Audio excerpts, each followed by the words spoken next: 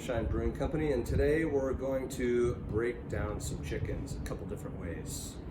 So I love to get my chickens from the Food Hub. I often get them in a CSA from Against the Grain. You can also get them from Healing Springs or Trossley. There's lots of beautiful local chickens available. Unfortunately, with small farms, as we all know, sometimes things just aren't available. They can only grow so much. So you might find yourself in a position where you have to go to the grocery store to get a chicken. So if you're going to the grocery store to get a chicken, right, you don't necessarily want to buy that $5 rotisserie chicken. That creates all sorts of problems with our food system. Basically, if a grocery store is selling a chicken for $5, they're selling that at a loss and hoping you're going to buy a lot of other stuff at the store when that price for a chicken is completely unsustainable on a small scale. And we would like to buy food on a small scale and from local sources as much as possible. So just because sometimes the Food Hub might be out of chicken doesn't mean you can't still source one responsibly, right? So we got a couple different chickens here today. Our first one is a Poulet Rouge chicken from Joyce Farms. Joyce Farms is located in Winston-Salem and has been producing chickens for a very long time. They're really big on regenerative farming practices, and this is actually a heritage breed chicken, which is common to see one that's not really a gigantic bird. You'll see when we open this thing up, there's a lot more leg than there is breast, and that's because it's a heritage breed. Another chicken we have today, this is from Farmer Focus. Farmer Focus is a poultry chicken farm co-op. So this is a group of farmers, small family farmers that all work together to sell chickens in a grocery store.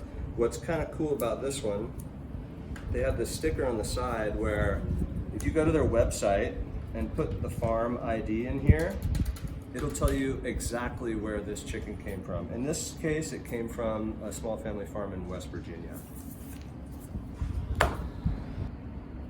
All right, so now that we've talked a little bit about sourcing chickens, let's talk about the equipment we're using today.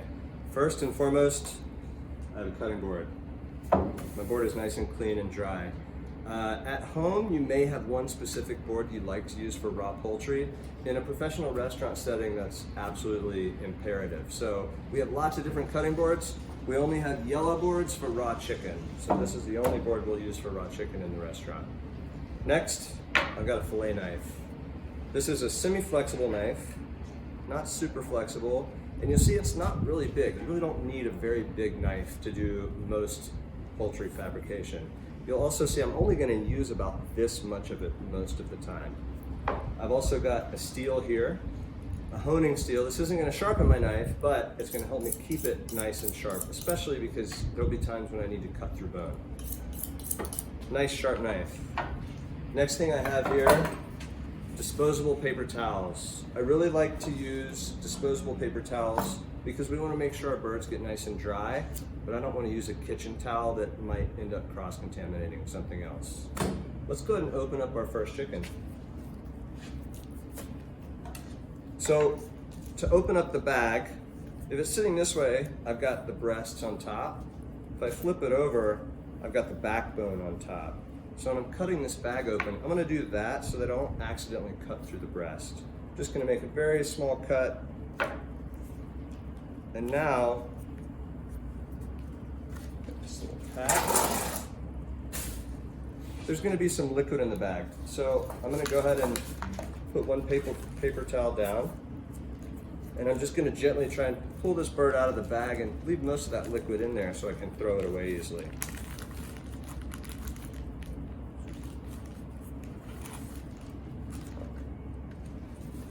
Now there's lots of debate on whether or not you should rinse a chicken or not, right?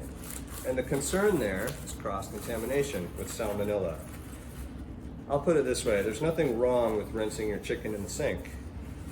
The only time it becomes a problem is if you're splashing water all over the place, right? So if there's a lot of purge in the bag, or if your chicken has any sort of off smell when you open it up out of the cryovac package, that's actually pretty common.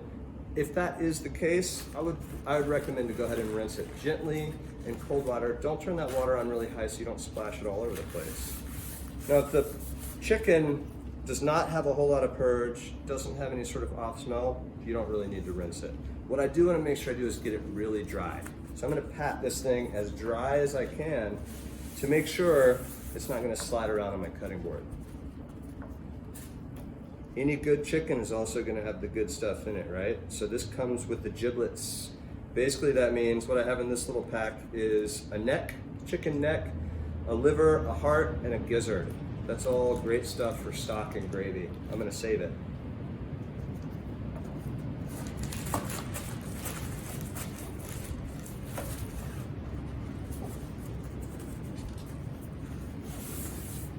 So the first way we're gonna break down a chicken is to do a basic 8-piece. I'll do a couple little variations here, but this is just, I got a whole chicken and I wanna break this down into 2 wings, 2 breasts, 2 thighs, 2 legs, right? And then I'll also have the carcass left over. So right now, again, I've got the breasts facing up. If this chicken was still walking around, it would be walking around like this, right? I've got the wings out. And the only thing we're missing here is our feet, also called paws, chicken paws. So I'm laying this chicken down on its back so its breasts are facing up. I've got a little bit of excess neck skin here. I'm a big fan of gribnets, which is basically rendered chicken skin. And schmaltz is the fat that comes out of that. Delicious stuff. So I'm saving that. I'm basically not going to throw anything away on this bird. I'm going to use the whole thing. I got that little bit of neck skin removed, and now what I'm going to do is reach my finger in here. This is right where the neck would be connected, and I can feel the wishbone in there. Why it's worth the trouble to remove that wishbone is because it's going to allow me to get all of that breast meat off nice and cleanly. So to remove that wishbone, I'm going to use just the tip of my knife. I can feel where that bone is, and I'm going to cut on either side of that bone. Do the same thing on this side. And now, using a finger and a thumb, I'm going to slide my fingers all the way up to the point, pop where it's connected to the keel bone. And if I do it nice and carefully, that'll all come out in one nice clean piece. Dry that out, bake it in the oven for a little while, give that to your niece and nephew to break and make a wish. I've done that a million times. I still don't know which piece wins, the big piece or the little piece. I don't know. Now our wishbone is removed there, okay? Next thing I'm gonna do is remove my wings. To do that, I'm gonna create a little bit of tension. Imagine if that's this joint right here, right? So I'm gonna pick this bird up by the wing so that it bends its arm back like this. That's creating tension that's gonna allow me to make a nice clean cut through it. So I'm holding it up like this. I can see where the breast connects to the wing, so I don't wanna get too much of that breast meat. Now I'm just gonna cut around it like this. That pops that joint open, wing off. On this side, I'm gonna do it just a little bit differently. You may have heard of an airline breast. So this time, instead of taking all 3 of those wing joints off, I'm only gonna take the tip and the flat. I'm gonna leave the drum on this breast.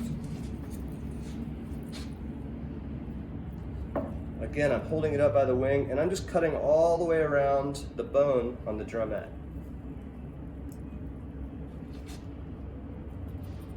Now I should be able to pop that joint right off, nice and clean. You can remove the tips if you want, or you can leave your wings whole. When I'm eating wings, like putting them on a smoker or a fryer, I really like to leave the wing whole. Tuck that little